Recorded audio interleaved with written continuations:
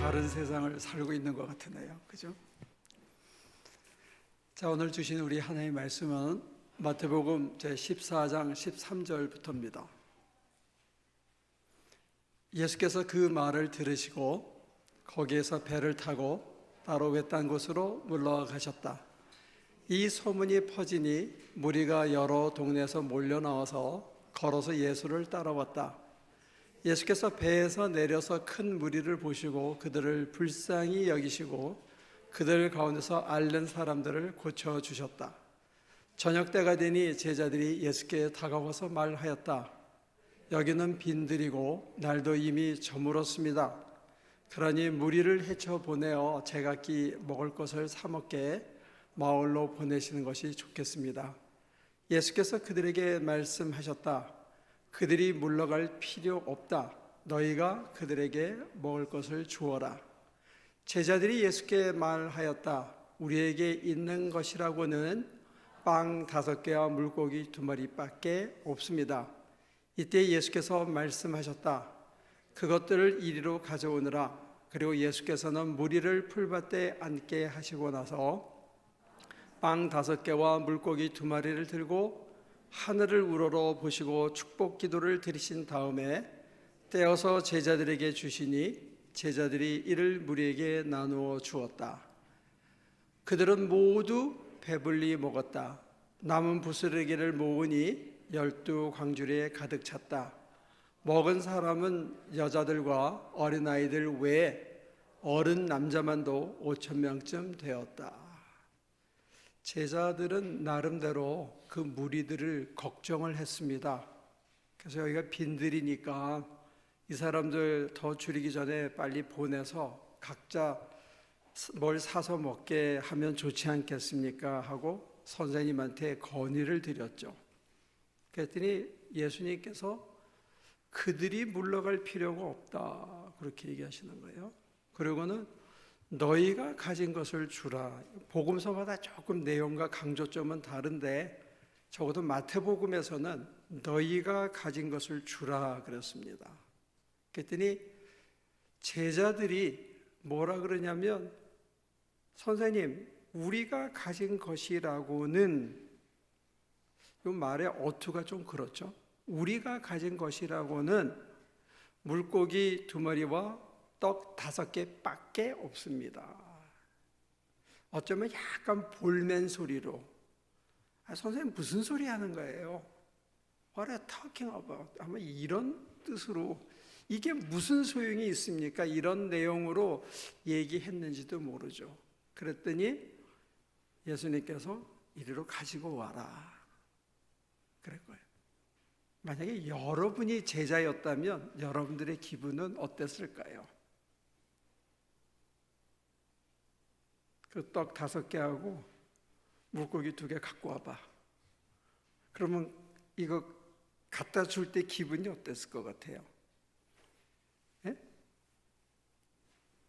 야, 이까짓 건 뭐 이렇게 줬을 것 같아요? 아니면 이거 주고 나면 이 사람들 간 다음에 우리 13명이 겨우 한 조각씩 먹어도 겨우 욕이나 할 정도의 양밖에 안 되는데 하면서 마지못해서 줬을 것 같아요. 어떤 쪽인 것 같습니까? 아니면 아니 이거 가지고 저 많은 사람들을 어떻게 하시려고 이러시는 거예요? 하는 그런 의아한 마음으로 갔을까요? 아니면 선생님의 말씀이 떨어지기가 무섭게 여기 있습니다. 예, 쓰시죠. 하고 우리 이 3가지 경우에 대해서 투표를 한번 해볼까요? 예? 전도사님 적어 놓으세요. 우리 잔킴 권사님 저렇게 대답했습니다. 근데 상상컨대 아마 말 떨어지기가 무섭게 달려가서 갖다 주었다기보다는 조금은 의아해하는 마음으로 야 이거 왜 저러시나? 내지는 이거 주고 나면 우린 뭐 먹지?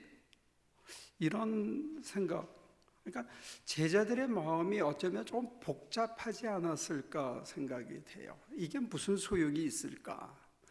그런데 예수님은 그걸 덥석 받아가지고 축사한 다음에 나눠줘라. 그러니까 제자들이 나눠주다 보니까 모든 사람들이 먹기 시작했고, 결론은 뭐냐면 모두가 배불리 먹었다.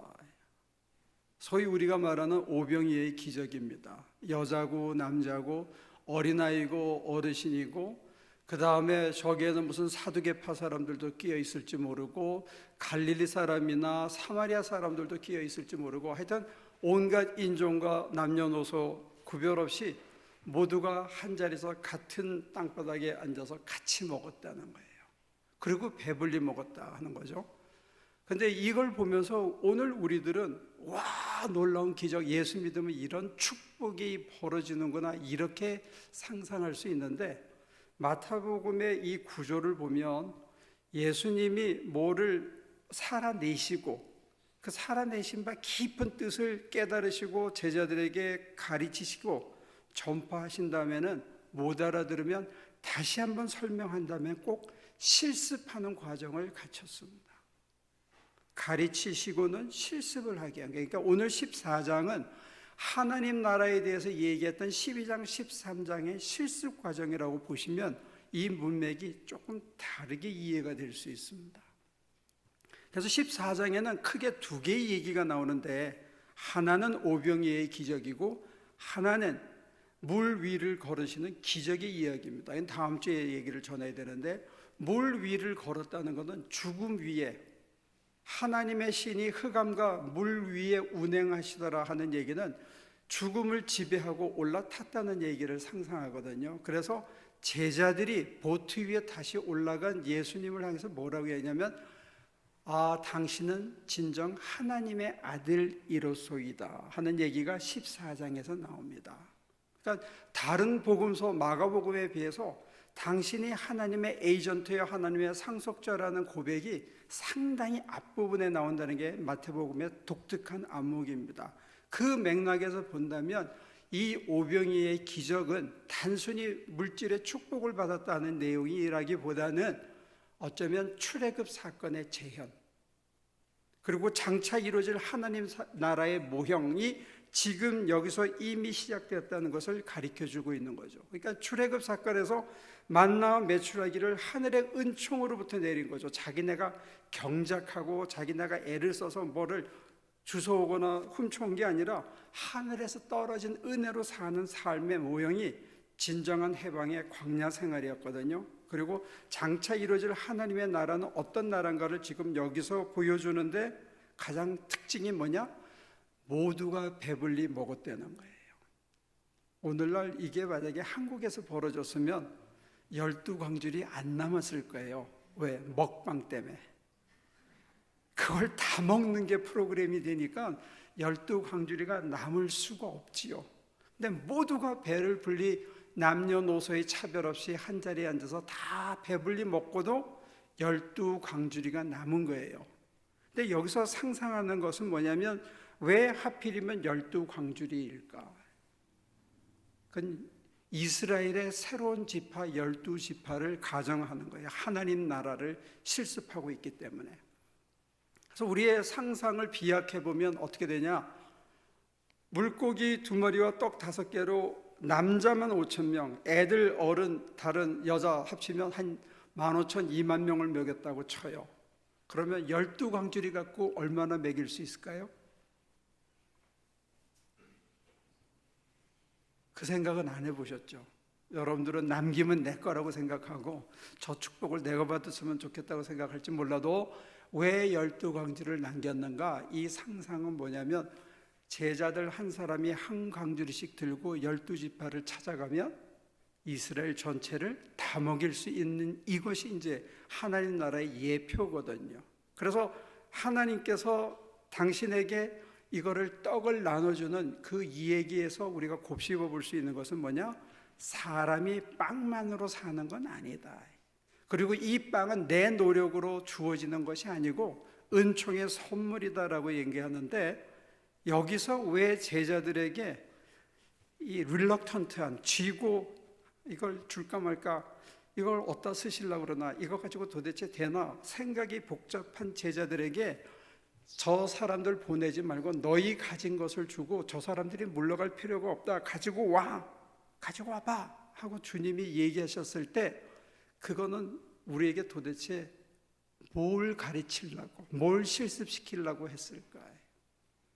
여러분들이 가지고 있는 게 2만 명을 먹이는 것에 비하면 여러분들 손에 쥐고 있는 게 실제로는 물고기 2마리하고 떡 5개밖에 안 되는 거고, 주님이 여러분들에게 가지고 와봐 그러면 여러분들 내놓으시겠어요?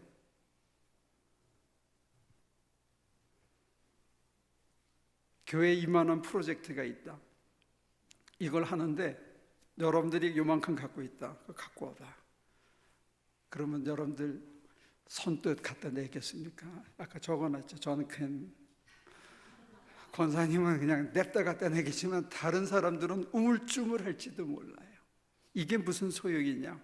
합리적인 판단을 통해서. 그럼 나는 어떻게 하라고? 자기 생각해야 되니까. 그리고 이거 뭐 한 끼 먹여가지고 어쩌자는 거야 하고 또 이유를 달고 상식적인 판단을 할 수 있는 거이 있는데, 주님께서는 도대체 그 상식과 합리적인 판단과 자기 앞가림을 하는 사람들을 뛰어넘어서 도대체 왜 그런 무리한 요구를 하셨을까? 그걸 신학에서는 거룩한 낭비라고 부릅니다. 거룩한 낭비를 가르치기 위해서 거룩한 낭비를 하라고 그러는 거예요. 내 가진 전부라는 게 여기서는 포인트입니다. 우리가 가진 것이라고는, 우리가 이거를 주고 나면 우리도 먹으려면 광야에서 벗어나서 마을까지 가려면 하루는 걸어가야 될지도 모르는데, 내 가진 모든 것을 내놓는 것, 이것이 사실은 얼마 안 되는 양이면서 동시에 자기 가진 것 전부이기 때문에 그 사람한테는 자기의 모든 것을 내놓는 것이나 마찬가지거든요. 그걸 다 내놓고 나면 그 다음이 불편해집니다. 상당한 기간 동안 불편을 감수해야 되는데, 왜 하나님께서 예수 그리스도를 통해서 이 미약한 인간들에게 가진 그거를 내놓으라고 그러나? 이게 우리가 복잡한 거예요. 채워줘도 지금 힘든데 요것밖에 없는 걸 왜 내놓으라 그러나? 하나님은 하나님의 성품이 뭔지를 실습을 통해서 보여주기를 원하시는 거죠. 내가 내 것을 내놓으면서 아깝잖아요. 이거 주고 나면 난 어떻게 하나 걱정이 되잖아요. 그리고 이걸로 무슨 소용이 되겠어? 이게 무슨 해결책이 되나? 합리적인 모든 생각이 있는데 그걸 뛰어넘어서 이렇게 내지르고 나는 걸, 이걸 투신이라 그러는데, 내지르고 나면 거기에 무슨 정광석화와 같은 깨달음이 오냐면, 하나님께서 나같이 쓸모없는 인간을 위해서 당신이 당신 전부를 내게 주셨구나 하는 게 이게 와서 부딪히는 거예요.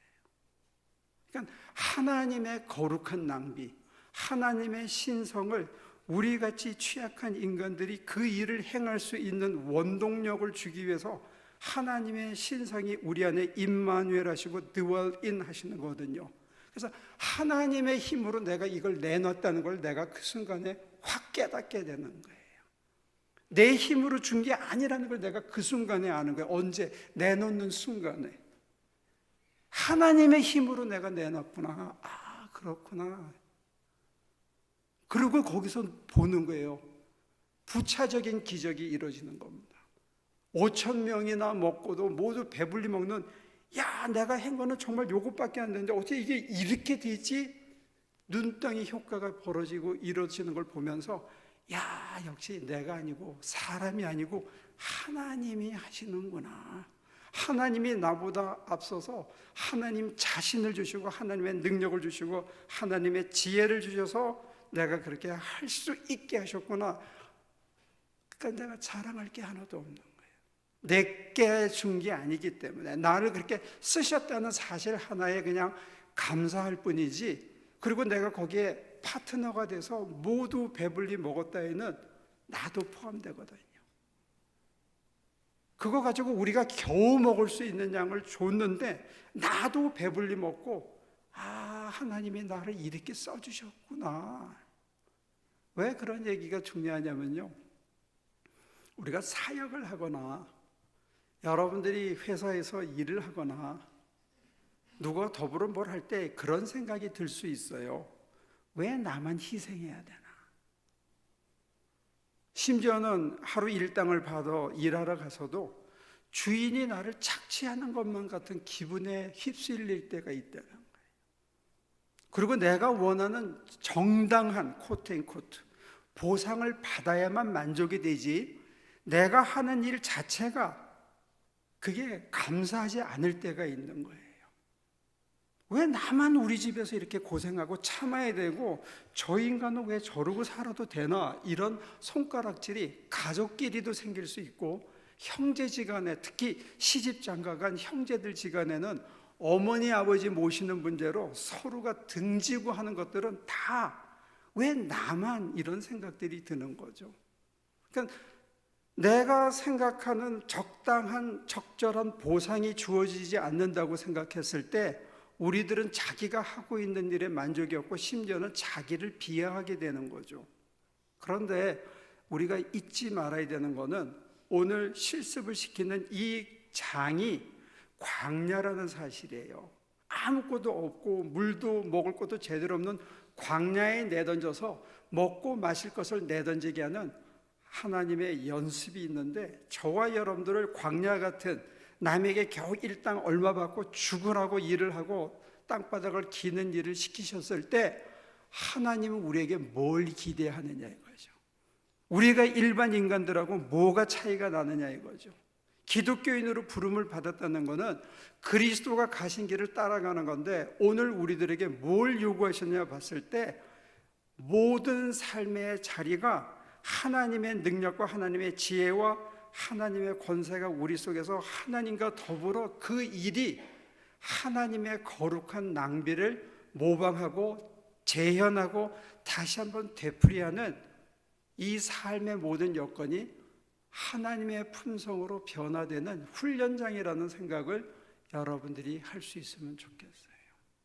돈 벌러 나간 게 아니고, 교회에서 나만 고생하고 헌신하는 게 아니고, 여러분들이 일터에서 다른 애들은 놀고 있는데 왜 나만 죽으라고 일해야 되나, 이런 것이 아니고, 여러분들이 살아가는 삶의 모든 자리가 광야라면 그 광야를 우리 주님께서도 뭘로 활용하시냐면 하나님의 품성을 획득하는 훈련장으로 활용하신다고 생각할 필요가 있다는 거예요. 그러면 억울할 게 없습니다. 왜? 지금 하나님의 거룩한 낭비를 내 몸에 익히고 있기 때문에, 하나님의 거룩한 신성이 나 같은 죄인인 이 옹기조각 같은 질그릇 같은 내 안에 넘치도록 차서 그 보배가 함께 움직여서 하나님의 신성과 형상이 세상 속에 드러나게 하는데 나를 파트너로, 에이전트로 삼아주셨는데 내가 거기에 쓰이는 거예요. 그러면 나한테 요구되는 건 뭐예요? 성실함입니다. 최선을 다하는 거예요. 내가 할 수 있는 것에. 왜? 하나님의 힘으로 하고 있기 때문에, 하나님의 뜻을 이루고 있기 때문에, 하나님의 권세가 나를 통해서 흘러나가고 있기 때문에 하나님의 거룩한 낭비를 좀 손해볼다고 해요, 세상적으로는. 그러나 손해라고 생각하지 마십시오. 억울하다고 느끼지 마십시오.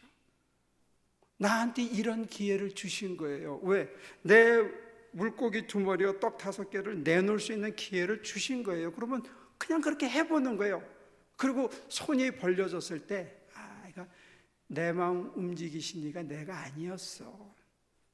나한테 그렇게 할 수 있도록 힘을 주신 이가, 견딜 수 있는 힘을 주신 이가 내가 아니었어. 내 안에 거하시는 하나님의 힘으로 내가 그걸 참았더니, 그걸 그냥 시간을 보냈더니 내 앞에 가로막고 있던 사람들의 얼굴이 조금씩 변한 거예요. 아까 우리 강전도사 얘기한다면 누가 악플을 달던, 누가 칭찬을 하건, 누가 널뛰던, 그게 사람이라는 거예요. 사람의 거기에 그렇게 그걸 견디면 되고, 그걸 받아주면 되고, 그걸 참아주면 되고, 우리는 적어도 그리스도의 제자들은 뭐 하는 사람이냐면 그걸 고스로 하면서 하나님의 거룩한 낭비를 우리 몸에 입히는 거예요. 십자가에서 자기를 다 주고 물을 다 주고 피를 다 주는 그걸 우리 속에 익히는 거예요. 그러면 당장 수입이 우리가 생각하는, 우리의 투자 수익이 우리가 생각하는 만큼 이루어지지 않더라도 우리한테는 무슨 리턴이 있는 겁니까? 여러분들이 만약 그런 자세로 일터에서, 가정에서, 교회에서 살아낸다면 여러분과 저에게 무슨 리턴이 있는 거예요? 우리는 돈의 리턴에만 연연하는 게, 떡은 누가 주신다? 물고기는 누가 주신다? 여러분들이 비대해졌을 때는 조금 덜 주시는 거예요. 조금 말랐을 때는 조금 더 주실 거예요. 그렇게 믿고 가면 되지, 망했다, 왜 이렇게 돈이 안 되냐, 그런 게 아니야. 지금은 좀 덜 먹으라 그러나 보다, 그러면 되는 거예요. 좀 다이어트 시키나 보다, 내가 고지혈증인가 보다, 내가 당뇨기가 있나 보다 해서 하나님께서 좀 덜 주시나 보다 하고 받아들이면 모든 것을 참고 모든 것을 바라고 모든 것을 견딜 수 있는 지경까지 가면 우리 안에서 하나님의 사랑이 폭포수처럼 흘러내는 거예요. 그게 사랑입니다. 그래서 견딜 수 있는 거예요. 그래서 남을 품을 수 있는 거예요. 그래서 참을 수 있는 거예요. 그게 사랑이거든요. 그래서 우리들의 리턴은 뭐냐? 하나님의 신성이 우리 속에서 마음껏 역사에서 마음껏 흘러나가는 통로로 쓰일 때 그게 우리가 받을 수 있는 가장 큰 축복이요, 가장 큰 보상이라고 믿습니다. 그게 우리예요. 여러분들이 자발적으로 하면서 내가 억지로 한다, 희생한다, 내가 저 무지몽매한 인간들을 위해서 그래도 내가 아니까 해야지, 아니라는 거예요. 그건 묘한 우월감에 자기 도취입니다. 무슨 희생입니까? 아니에요. 우리가 내던져진 삶의 모든 자리가 하나님의 신성으로 변하고 충만해지기 위한, 우리 안에 참된 인성과 참된 신성이 충만히 가득 찬 예수 그리스도의 형상이 우리 속에 재현되도록 하기 위한 하늘나라 연습, 하늘나라 살기, 하늘나라를 실습하는 자리가 여러분들의 삶의 자리고 이 교회고 여러분들의 가정이고 여러분들의 인간관계인 줄로 믿습니다. 그러면 혹시 억울한 일이 있더라도 이 또한 하나님께서 함께하면서 우리를 다듬어가고 우리 안에 거룩한 낭비를 하더라도 전혀 아깝지가 않아야 되는 거예요. 내 가진 모든 걸 주더라도 여러분들 속에 요만큼의 레저베이션도 없어야 되는 거예요. 공치사가 없어야 되는 거예요. 그래야 누가 뭐라 해도 분한 소리로 느껴지지 않습니다. 죽으라고 해줬는데 보따리 내놓으라 그러면 우린 신경질이 팍 솟거든요. 내가 너한테 해준 게 얼만데. 아니라는 거예요. 그거 자체가, 그 기회를 주심이, 그렇게 쓰임이, 그걸 통해서 우리가 그만큼 하나님의 사랑이 우리를 다듬고 모든 걸 참아주고 모든 걸 바라고 모든 걸 견딜 수 있는 인간으로 우리를 조금씩 변화시켜 가고 있다는 거예요. 그게 축복입니다. 우리가 추구하는. 그래서 여러분과 제가 요만큼이라도, 어제보다 요만큼이라도 더, 아주 눈에 보일 듯 말 듯 요만큼이라도 더 하나님의 신성으로 변해가고 채워지고 하나님이 우리를 당신의 품성으로 변화시켜서 당신이신 사랑이 우리 안에서 나올 수 있다면, 얄미운 놈 없으면 좋아요. 한번 따라해 보세요. 얄미운 놈 없으면 좋다. 세상이 확 달라 보여요. 억지로 참고 요거 견디면 내가 몇천 불 버는데 이렇게 해봐야 그것도 먹고 나면 또 배고픈 거예요. 그것 때문에 참는 게 우리는 아니라고요. 적어도 그리스도를 드러내기 위해서 그리스도의 향기가 되라고 선택받은 그리스도의 제자들은 그걸 위해서 여기 부름받은 게 아니고, 하나님께서 나를 조금 더 인내하는 인간으로, 조금 더 향상된 인간으로 하기 위해서 이 혼란을, 이 곤란을 주셨나 보다. 하나님, 제 힘이 딸려요. 도와주세요. 이거 어떻게 하죠? 이거 참 힘드네요 하고 할 때 손이 먼저 가면서 발이 먼저 가면서 안 되던 게 되어지는 변화를 보면서 이렇게 변화를 이끄신 이는 내가 아니라 내 안에 역사하시는 하나님이시구나. 하나님은 이런 방식으로 끌고 가시는구나. 하나님은 이런 방식으로 문제를 해결하시는구나. 그걸 내가 습득하면 저와 여러분들이 하나님의 품성으로 날마다 조금씩 변해갈 줄로 믿습니다. 그게 우리들이 추구하는 축복이에요. 모두 배불리 먹었다. 그 시작은 이게 무슨 소용 있겠습니까? 우리에게 가진 거라고는 이것밖에 없습니다 하는 가장 건전한 상식적인 판단을 뛰어넘는 거예요. 가장 합리적인 사고를 하나님의 손에 제물로 바치면서 제 생각에는 그랬지만 저는 제 생각을 접고 당신이 달라고 그러니까 그냥 드릴게요. 그리고 제자들이 한 번 나눠주었는데 가니까 또 줘. 세 번째 가니까 또 줘. 그때는 신날 거예요. 그죠? 처음에는 주저했지만 두 번째, 세 번째 줄 때는 신나게 갖다 주고 와 모두가 좋아서 막 배불리 먹고 그 다음에 12광줄이 남았다는 거예요. 이 광줄이는 저와 여러분들의 몫이 될 줄로 믿습니다. 기도합니다.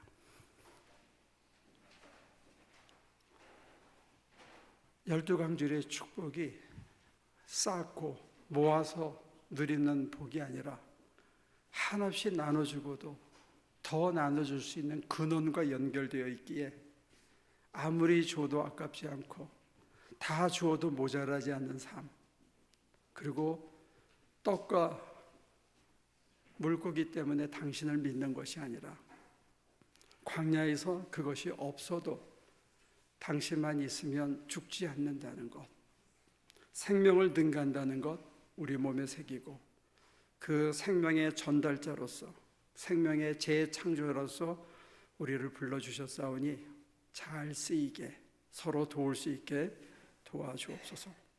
예수님의 이름으로 기도합니다.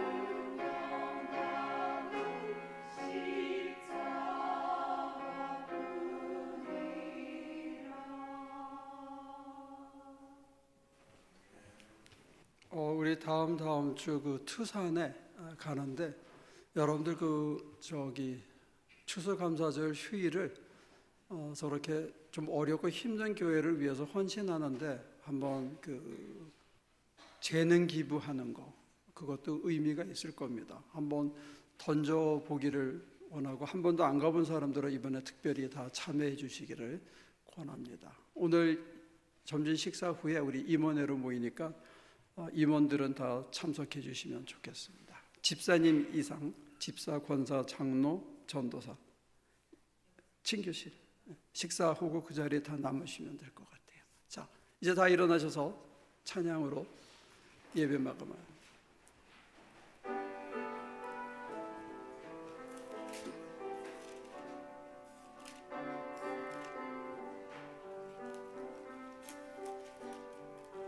하나님께서는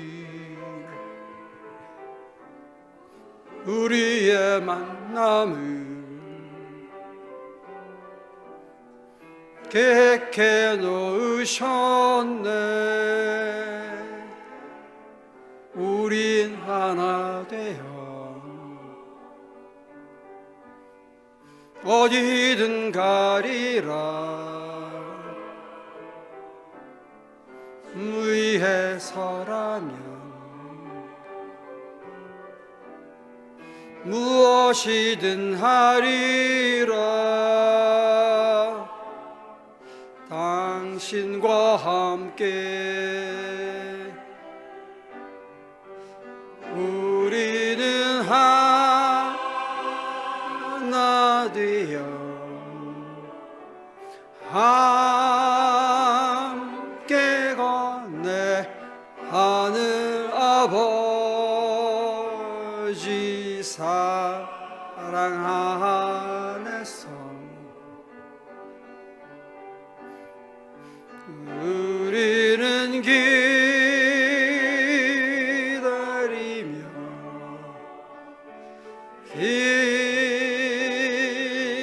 기도하네. 우리의 삶에 사랑 넘치도록 또 우리 모임은 주님만 따르리. 환난이 올지라도 주 함께 하시리. 또 우리 마음에 시험이 닥칠 때 어둠은 지나가고 새 아침 주시리. 우리는 하나 되어 함께 건네 하늘 아버지 사랑 안에서 우리는 기다리며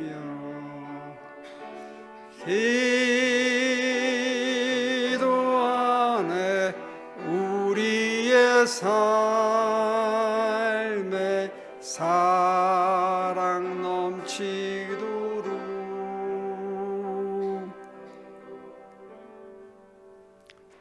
아주 작은 것에 마음 쏟고 남들의 작은 손가락질에 예민하며 우리에게 주어진 하루하루의 삶이 버겁고 무력하고 때로는 만사가 귀찮아지고 하나님 한 번도 생각하지 않고 하루를 보내는 우리들을 당신 전체를 주시기 위하여 이 질그릇 같은 우리 속에 끊임없이 찾아오셔서 우리를 변화시키고 너는 내 아들이요 너는 내 딸이라고 컨펌해 주기를 원하시는 하나님, 그 하나님께서 우리를 당신 닮게 위해서 당신의 사랑으로 가득 차서 우리 삶의 모든 환경과 우리에게 다가오는 모든 사람들을 품어주고 견디고 감싸줄 수 있는 인간으로 변화시키기 위하여 날마다 힘을 주시는데, 여전히 우리는 등 돌리고 세상을 바라보고 없는 것에 불안해하고 남들의 비난을 두려워합니다. 하나님, 우리를 불쌍히 여기시고 힘을 더하여 주시고 다시 한번 도와주옵소서. 내 것을 줌을 아까워하지 않게 하시고 내 시간을 내어드림을 내 것이라 생각하지 않게 도와주옵소서. 상식과 판단을 뛰어넘어 당신의 초대에 한번 우리 모두를 내던질 수 있도록 도와주시고, 거기에서 일어나는 기적에 우리 스스로가 놀라고 결국은 하나님이 하신다는 찬미 앞에 우리 스스로 다시 한번 무릎 꿇고 엎드릴 수 있는 하나 식구들이 되도록 도와주시옵소서. 이제는 우리 주 예수 그리스도의 은혜와 아버지 하나님의 크신 사랑과 성령의 힘주심이, 우리 안에서 우리를 이끌어 가시는 성령의 놀라운 승리의 역사가 우리 삶에 늘 함께 퍼지고 이루어질 수 있도록 도와주시기를 예수 그리스도의 이름으로 간절히 축원하옵나이다.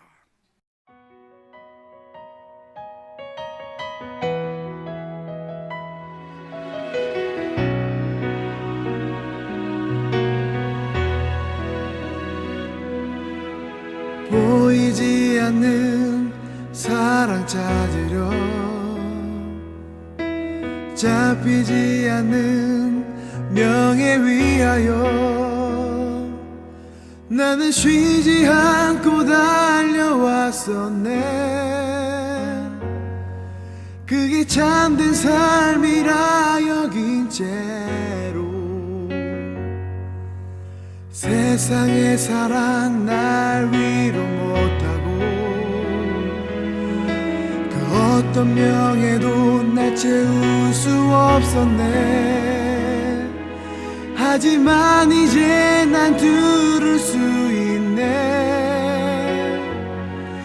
나를 향하신 그분의 음성을. 사랑한다 하더라.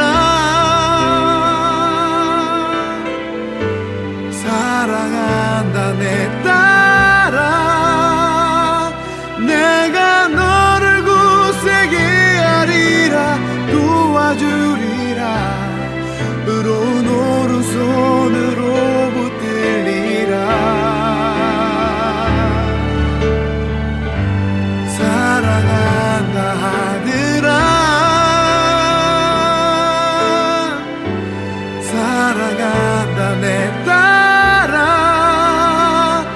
볼지어다 내가 세상 끝날까지 영원히 너와 함께 있으리라.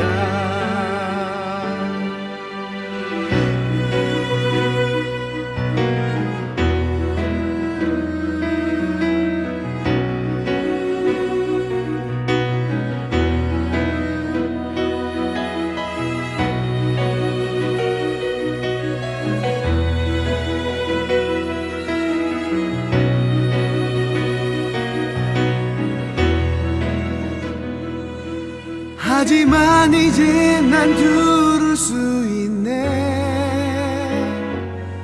나를 향하신 그분의 음성을. 사랑한다 하더라. 사랑한다 내 딸아. 내가 너를 굳세게 도와주리라. 의로운 오른손으로 붙들리라.